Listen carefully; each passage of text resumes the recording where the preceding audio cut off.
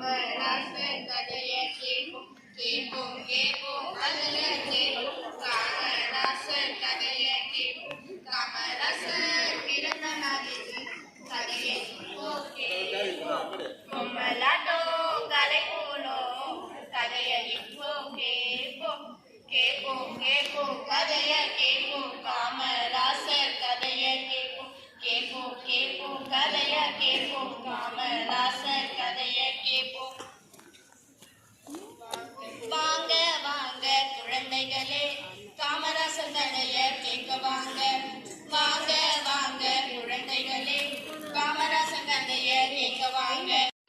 தெரியுமா உனக்கு? ஓ தெரியுமே.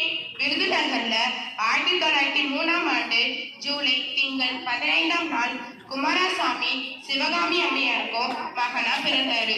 சரி, அவருக்கு காமராசர்னு